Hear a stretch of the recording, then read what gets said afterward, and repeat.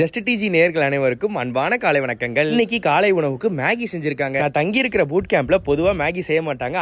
அதிசயமா இன்னைக்கு செஞ்சனால ஒரு புடிய பிடிச்சாச்சு. ஒரு பக்கம் நான் என் டே ரொட்டீனை தொடங்கவே ஒரு அற்புதமான நாள் என் ஒய்ஃபுக்கும் தொடங்கிருச்சு. குளிப்பாட்டிட்டு போடுறதுக்கு தேவையான ட்ரெஸ்ஸை செலக்ட் பண்ணிட்டு குளிப்பாட்டிட்டு நல்லா பவுடர்லாம் அடிச்சு பேம்பர் கிம்பர்லாம் மாத்தி விட்டுட்டு கிளப்பிட்டாங்க. ஃபைனல் டச்சா மகேந்திர பாகுபலி ஆகிய நான்ன்ற மாதிரி கையில தூக்கி சாம்பிராணியும் காட்டிட்டாங்க. 15 நாள் கழிச்சு ஊருக்கு போய் கையில தூக்குனா ஏதோ பூச்சாண்டி வந்துட்டான்னு என்னைய பார்த்தே பயப்படுவான்னு நினைக்கிறேன். மகன் ஒரு பக்கமா அம்சமா கிளம்பி இருக்கேன். இன்னைக்கு டே ரொட்டீன்ல நானும் குளிச்சு கிழிச்சு பக்காவா கிளம்பிட்டேன். முட்டை மட்டும் தான் நண்பர்களே செய்யல, சப்ளிமெண்ட்ஸ் எல்லாம் கரெக்டா டான்னு டைமுக்கு போட்டேன். வழக்கம் போல தண்ணி கிண்ணிலாம் நிரப்பிட்டு இன்னைக்கு என்னோட ஷெட்யூல் டைம் பாத்தீங்கன்னா 12:40. அந்த டைமுக்கு டான்னு கரெக்டா உட்காந்து ஷெட்யூல் டைமுக்கு கரெக்டா உட்காந்து அடுத்த ஹாஃப் அன் ஹவர்ல எனக்கு ஒரு 1 hour பிரேக் கிடைச்சது.